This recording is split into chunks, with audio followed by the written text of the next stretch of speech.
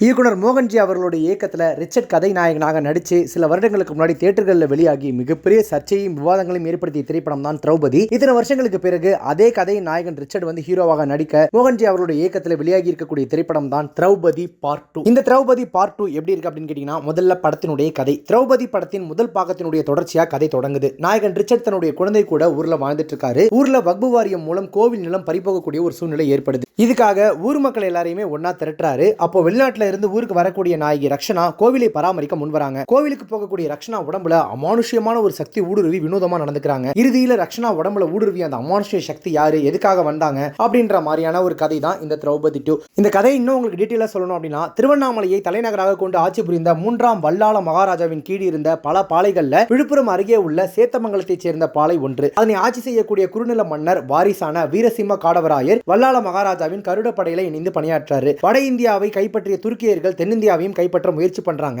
அவங்களை எதிர்த்து போராடக்கூடிய வல்லாள மகாராஜா கொடூரமா கொலை செய்யப்படுறாரு.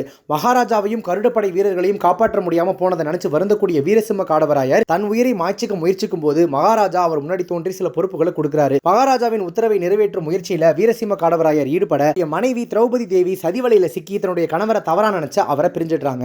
நேரம் வரும்போது தன்னுடைய நிலையை மனைவிக்கு புரிய வைக்க முடிவு செய்யக்கூடிய வீரசிம்ம காடவராயர் மகாராஜா வழங்கிய பொறுப்புகளை நிறைவேற்றுவதற்கான பயணத்தை மேற்கொள்றாரு. அது என்ன, அதுல அவர் வெற்றி பெற்றாரா, சதிவலையில சிக்கிய திரௌபதி தேவியின் நிலை என்ன ஆகிய கேள்விகளுக்கான பதிலை இதுவரையில் திரையில் சொல்லப்படாத வரலாற்று உண்மைகளை சேர்த்து சொல்றேன் அப்படின்னு கொஞ்சம் கற்பனைகளோட சேர்த்து சொல்றதுதான் இந்த திரௌபதி பார்ட் 2. என்னங்க அப்போ ஒரு கதை சொன்னீங்க, இப்போ ஒரு கதை சொல்றீங்க, இதுல எதுதான் திரௌபதி 2 கதை அப்படின்னு கேட்டீங்கன்னா, இது ரெண்டையும் கனெக்ட் பண்றதுதான் ஆக்சுவலா திரௌபதி 2 திரைப்படத்தினுடைய கதை. வல்லாள மகாராஜா கதையை மையமாக வச்சு இந்த படத்தை இயக்கியிருக்காரு இயக்குனர் மோகன்ஜி. 13ஆம் நூற்றாண்டாம் காலத்தில் வாழ்ந்த வல்லாள மகாராஜாவிற்கும் சுல்தான் அரசர்களுக்கும் இடையில உண்மையில என்ன நடந்துச்சு அப்படின்ற உண்மை சம்பவத்தை அடிப்படையா வச்சு இந்த படத்தை இயக்கியிருக்காரு. இந்து இஸ்லாம் மதத்திற்கு இடையே அப்ப நடந்த பிரச்சனையை திரைக்கதையா வச்சிருக்காரு. ஆனா படத்துல அவருடைய ஐடியாலஜியை புகுத்தி அவர் இந்த மக்களுக்கு என்ன சொல்ல வராரோ அதை சொல்றதுலயே மட்டுமே முனைப்பா இருந்திருக்காரே தவிர உண்மையான சம்பவங்கள் என்ன, அதனுடைய அழுத்தமான காட்சிகள் என்ன அப்படின்றது சுவாரஸ்யமான காட்சிகளா நமக்கு கன்வே பண்ணாதது படத்தினுடைய மிகப்பெரிய மைனஸ். 14ஆம் நூற்றாண்டுல வாழ்ந்த வல்லாள மகாராஜா மற்றும் அவர் கீழே ஒரு சிறு பகுதி ஆட்சி புரிந்த காடவராயர்கள் பற்றியும் அவங்களுடைய துருக்கியரின் படையெடுப்பை எதிர்த்து போரிட்டதை பற்றியும் பேசியிருக்கக்கூடிய இயக்குனர் மோகன்ஜி அதிகம் அறியப்படாத வரலாற்றை அழுத்தமாக பதிவு செய்ய முயற்சி பண்ணதெல்லாம் ஒரு பக்கம் இருக்கட்டும், ஆனா அதை எந்த அளவுக்கு ரொம்ப நேர்மையா பண்ணிருக்காரு அப்படின்றது ஒண்ணு இருக்கு இல்லையா. அவர் ஒரு ஐடியாலஜில இந்த படத்தை எடுத்துட்டு அந்த ஐடியாலஜி தான் இந்த மொத்த விஷயமும் அப்படின்றத நமக்கு ஒரு மாதிரி ஏதோ திணிக்கிற மாதிரி ஃபீல் ஆச்சு. அவருடைய முந்தைய திரைப்படங்களும் எடுத்துக்கிட்டீங்க அப்படின்னா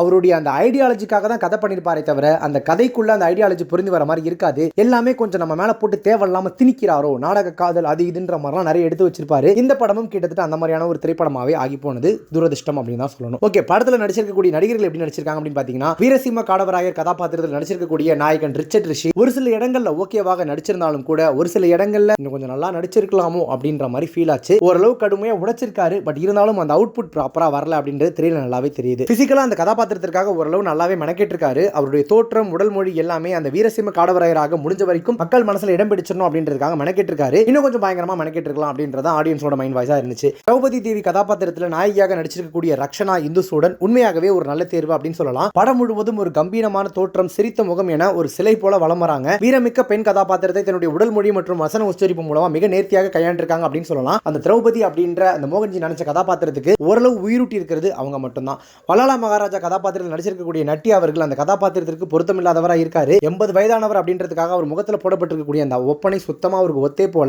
அவருடைய அந்த மகாராஜா கதாபாத்திரத்தில் அந்த மகாராஜா கதாபாத்திரம் வெல்ல வரணுமே தவிர நம்ம சதுரங்க வேட்டி உள்பட பல திரைப்படங்களில் பார்த்த நட்டி தான் வெல்ல வராரு அப்படின்றதுனால அந்த மகாராஜா கதாபாத்திரம் சுத்தமா செட்டே ஆகல. முகமது பின் துக்லக் கதாபாத்திரத்தில் நடிச்சிருக்கக்கூடிய சிராஜ் ஜானியுமே கூட ரொம்ப சுமாரான நடிப்பை தான் வெளிப்படுத்தியிருக்காரு. அவருடைய கண்களில் கொடூரத்தை விட காமம் ரொம்ப அதிகமா எட்டி பார்க்குது. அவருடைய கதாபாத்திரம் எந்த விதமான பயத்தையும் தாக்கத்தையும் ஏற்படுத்தாம என்னவோ அப்படின்ற மாதிரி எடுத்து வச்சிருக்காங்க. ஓகே, அடுத்ததா ஜியாசுதீன் தம்கானியாக நடிச்சிருக்கக்கூடிய தினேஷ் லம்பாவும் எந்த நேரமும் பெண் சுகம் தேடுபவராக வலம் வர்றதுனால அவருடைய கதாபாத்திரம் மிரட்டுறதுக்கு பதிலாக பல இடங்கள்ல நம்ம மனசை நெருட தான் வைக்குது. முகமது பின் துக்லக்கின் மனைவியாக நடித்திருக்கக்கூடிய தேவயானி சர்மா, சம்புவராயர் கதாபாத்திரத்தில் நடிச்சிருக்கக்கூடிய வேலராமமூர்த்தி, பரணி தேவி, ஒய்ஜி மகேந்திரன், சரவண சுப்பையா, அருணோதயன், லக்ஷ்மணன் உள்ளிட்ட அனைத்து நடிகர் நடிகைகளும் வரலாற்று கதாபாத்திரங்கள்ல பொருந்தி போறாங்களா அப்படின்றத தாண்டி பொருந்தறதுக்கு கடைசி வரைக்கும் முயற்சி பண்ணிக்கிட்டே இருந்தாங்க அப்படின்ற மாதிரி தான் இருக்கு. படத்தினுடைய ஓட்டத்துல ஜஸ்ட் அப்படியே வந்துட்டு போறாங்க, அவ்வளவுதான். இந்த திரௌபதி பார்ட் 2 தொழில்நுட்ப ரீதியா அதாவது டெக்னிக்கல் ஆஸ்பெக்ட்ஸ்ல எப்படி எடுக்கப்பட்டிருக்கு அப்படின்னு பாத்தீங்கன்னா, ஒளிப்பதிவாளர் பிலிப் ராஜ் சுந்தர் வரலாற்று காட்சிகளை முடிஞ்ச வரைக்கும் ரொம்ப மெனக்கெட்டு கொடுத்திருக்காரு. ஆனாலுமே பல இடங்கள்ல அந்த படத்திற்கு பட்ஜெட் போதல போல, அதனாலதான் ரொம்ப சுமாரா எடுத்திருக்காங்க அப்படின்ற மாதிரியான ஃபீல நிறைய இடங்கள்ல நம்ம கொடுத்துச்சு. குறிப்பா திரௌபதி தேவியின் அந்த கதாபாத்திரம் அவங்களுக்கு கொடுத்திருக்கக்கூடிய அந்த ஆடைகளின் வண்ணம், காட்சிகளில் பயன்படுத்தப்பட்ட விளக்குகள்னு தன்னால முடிஞ்ச வரைக்கும் அந்த ஒளிப்பதிவுல நேர்த்தியை கொடுக்க ட்ரை பண்ணிருக்காரு. கடைசி வரைக்கும் ட்ரை பண்ணிட்டு மட்டுமே தான் இருந்தார். அந்த அரண்மனைக்குள்ள வரக்கூடிய காட்சிகளில் கூட ஒளிப்பதிவு ஓரளவு பரவாயில்லன்னு இருக்கு. ஆனால் வெளிப்புற காட்சிகளை படமாக்கிய விதம் எந்தவித ஈர்ப்பையும் ஏற்படுத்தாம ரொம்ப ரொம்ப சாதாரணமா ரொம்ப லெத்தாஜிக்கா கையாளப்பட்டிருக்கு. சில இடங்கள்லாம் பாத்தீங்கன்னா உங்களுக்கு என்னப்பா இப்படியே எடுத்து வச்சிருக்கீங்க அப்படின்ற மாதிரி இருக்கு. ஜிப்ரான் அவர்களுடைய பின்னணி இசை எந்த இடத்துலையும் பெரிய அளவில் ஈர்க்கல. ஓகேவா ரொம்ப ஆவரேஜா இருக்கு. பாடல்கள் சுத்தமா நம்ம மனசுல ஒட்டவே இல்லை. எஸ் தேவராஜின் படத்தொகுப்பு, கமலநாதன் எஸ்ஸின் கலை இயக்கம், மோகன்ஜியின் ஆடியோ வடிவமைப்பு என தொழில்நுட்ப கலைஞர்களின் பணி ஓரளவு இந்த படத்துக்கு சிறப்பாக அமைஞ்சிருக்கு. பத்மா சந்திரசேகர் மற்றும் மோகன்ஜி ஆகியோரது கதை மற்றும் வசனங்கள் அதிக மரியாதை வரலாற்று பதிவை திரைமொழியில சுவாரஸ்யமாக சொல்ல முயற்சி பண்ணியிருக்கு. ஆனா அதுலயுமே சுத்தி சுத்தி அவங்களுடைய ஐடியாலஜி என்ன, அவங்களுடைய எண்ணங்கள் என்ன, ஒரு குறிப்பிட்ட தரப்பினருக்கு அவங்க என்ன சொல்லி புரிய வைக்க போறாங்க அப்படின்ற அந்த தத்துவார்த்த ரீதியிலேயே எழுதப்பட்டிருக்கிறதுனால பெரிய அளவில் அது நம்மளோட கனெக்ட் பண்ணிக்க முடியல. அந்த கதைக்கு இதுக்கு என்னப்பா சம்பந்தப்படுத்திக்கிட்டேன் அப்படின்ற மாதிரி தான் இருக்கு. வரலாற்று சம்பவங்களோட சில கற்பனைகளையும் சேர்த்து தமிழகத்தில் முகலாயர்களின் படையெடுப்பு முறியடிக்கப்பட்டதையும் அதன் பின்னணியில் இருக்கக்கூடிய வல்லாள மகாராஜா பற்றியும் பேசியிருக்கக்கூடிய இயக்குனர் மோகன்ஜி தன்னுடைய புத்திசாலித்தனமான இயக்கத்தினால அந்த ஹிந்து முஸ்லீம் சண்டையை கொண்டு வந்து இதுல புகுத்தி பாருங்க முஸ்லீம்களை இந்துக்கள் இப்படிதான் முறியடிச்சாங்கன்னு தேவையில்லாத மத கலவரத்தை உண்டு பண்ற மாதிரியான சில விஷயங்களை மறைமுகமா படத்துல பேசி ஒரு குறிப்பிட்ட பட்ஜெட்டுக்குள்ள ஒரு குறிப்பிட்ட கால அளவுக்குள்ள இந்த திரைப்படத்தை ஒரு மிகப்பெரிய வரலாற்று படைப்பா கொடுக்க முயற்சி பண்ணியிருக்காரு. அவர் படத்தை எப்படி கொடுத்தாரு அப்படின்றதெல்லாம் தாண்டி படத்துக்குள்ள கொடுத்திருக்கக்கூடிய விஷயங்கள் எல்லாமே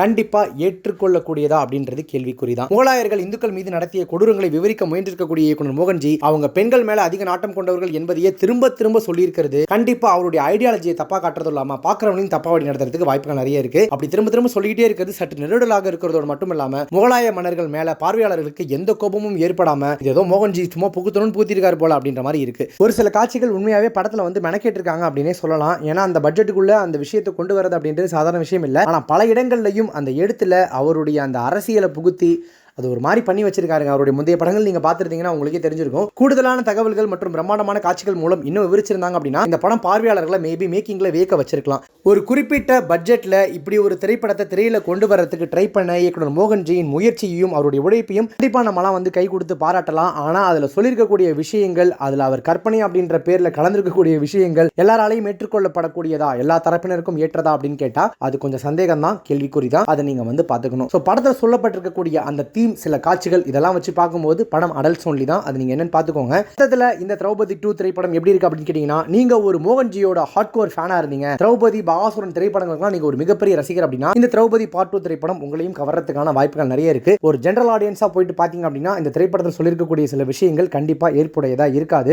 அதுவும் நீங்க ஒரு குறிப்பிட்ட ஐடியாலஜி சேர்ந்த பர்சனா இருந்தீங்கன்னா படம் பார்க்கும்போது பல இடங்கள்ல ஸ்கிரீனை கீச்சிடலாமா, மோகன்ஜியை கட்சிடலாமா அப்படின்னு உங்களுக்கு காண்டாக தான் செய்யும். ஏன்னா அது அவர் ஒரு குறிப்பிட்ட தரப்பினருக்கு எடுத்திருக்காரு. அதெல்லாம் மனசுல வச்சுக்கிட்டு போங்க. மற்றபடி ஓகே, ரொம்ப ஆவரேஜான ஒரு திரைப்படம் தான் இந்த திரௌபதி 2. தியேட்டர்ல போயிட்டு பார்க்குற அளவுக்கு ஒர்த்தா அப்படின்னு கேட்டிங்கன்னா அது நான் சொன்ன மாதிரி உங்களுடைய ஐடியாலஜி, உங்களுடைய நேரம், உங்களுடைய பணம் இதெல்லாம் பொறுத்து நீங்க முடிவுக்கு வந்துக்கோங்க. திரௌபதி 2 திரைப்படத்தை பத்தின இந்த விமர்சனம் உங்களுக்கு ரொம்ப பிடிச்சிருந்துச்சு அப்படின்னா லைக் பண்ணுங்க, ஷேர் பண்ணுங்க. படம் பார்த்துட்டீங்க அப்படின்னா படத்தை பத்தின உங்களுடைய கருத்துக்கள் என்ன, ரிவ்யூ என்ன, இந்த ரிவ்யூ பத்தின உங்களுடைய கருத்துக்கள் என்ன அப்படின்றதையும் கமெண்ட்ஸ்ல மென்ஷன் பண்ணுங்க. நம்ம சேனல் இது வரைக்கும் சப்ஸ்கிரைப் பண்ணாதவங்க யாராவது வீடியோ பார்த்துட்டீங்க அப்படின்னா மறக்காம உடனே போய் நம்ம சேனலுக்கு சப்ஸ்கிரைப் பண்ணிட்டு பக்கத்துல நோட்டிஃபிகேஷன் பெல் பட்டனை மறக்காம டிங்னு அழுத்துங்க.